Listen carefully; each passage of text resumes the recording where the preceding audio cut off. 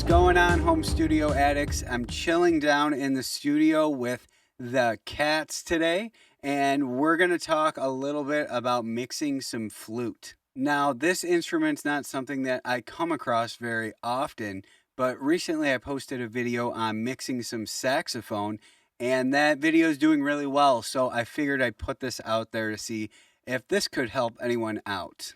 All right, so we are in an old project. And once again, this band is Josh Folmsby and the Crooked Roots. I'll leave a link to them in the description.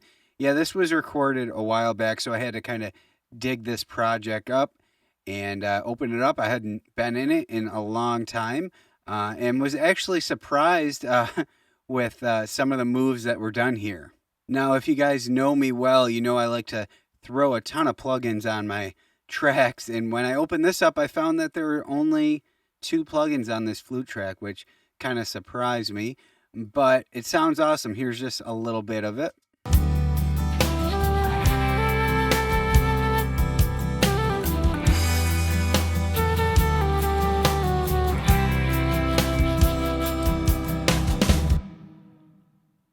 Yeah, so let's see where we started here. Going to bypass the plugins and effects sends, and let's just listen.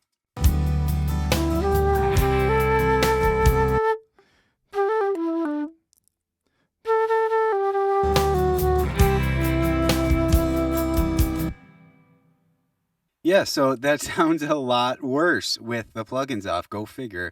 But this was recorded in my isolation room with a 414, so we did the best job we could when we were recording this thing. But it sounds very muddy, but let's take a look at what we did to remedy that. So when I opened this EQ, I was super surprised. It was like, holy crap, what did I do to this thing? But I feel like we did a good job at the end of the day, but there's just some very aggressive moves here, which is what this flute needed. So I'm just going to play this flute, and then I will put the EQ in so you can hear the difference.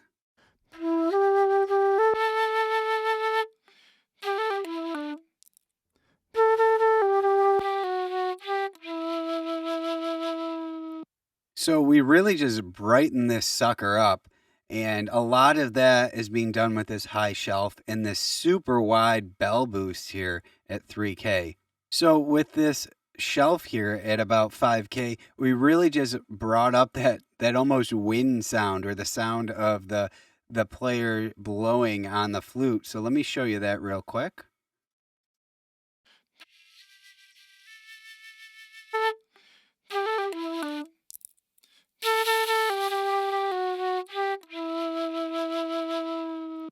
And then we just did some more with this super wide bell boost at 3K.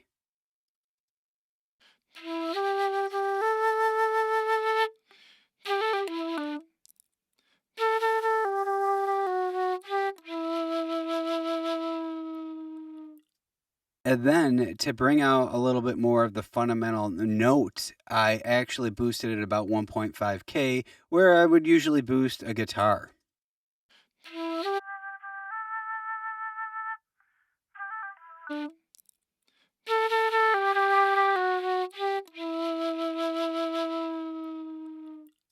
And that makes the actual musical note of the flute a little bit more audible. We don't want this thing to just be all air. We actually need, some of the fundamental note in there as well. Now at about 350 hertz, we took out all of that muddy, muffly sound that you're hearing.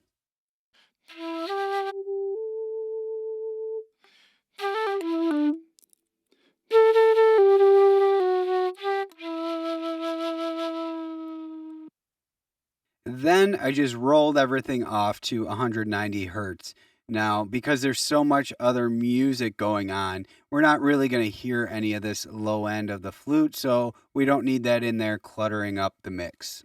Okay, so we're close here. Let's listen with the mix.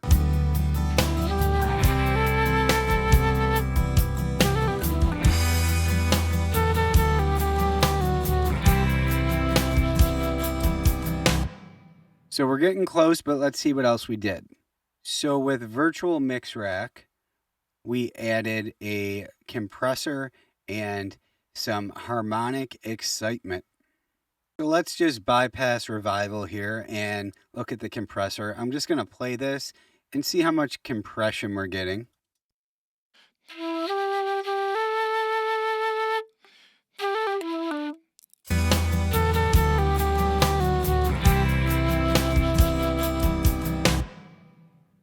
Not really going crazy here, not as much compression as I would do on, say, a vocal. I like to go crazy on vocals.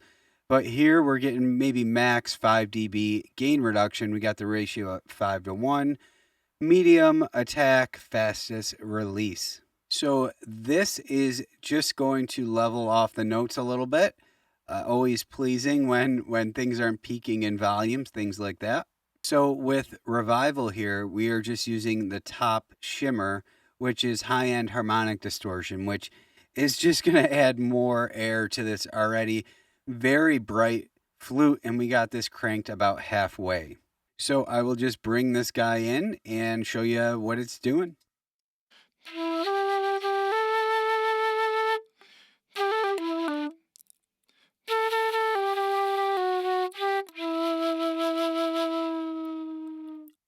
That is how you make something that already sounds amazing sound even better. I love this plugin. I use it a lot on vocals as well. And I really like what it's doing here. It's going to help the flute just sound even more clear and above the mix. So the last thing we have here is just a couple of effect sends. So we're going to a delay and reverb send, just a quarter note delay. Here's what the delay sounds like. And then I will bring the reverb in.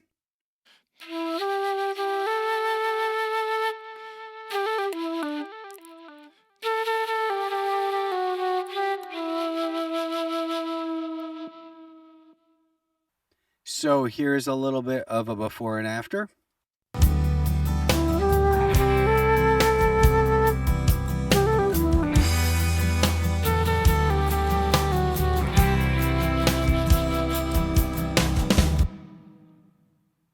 Guys, thanks for watching. Make sure to download your free Ultimate Home Studio Mix Guide. I made this for you guys so you could start getting your mixes sounding better. There's a lot of great information in there. And be sure to reach out if you have any questions or if you need any help with your mixes. Thanks.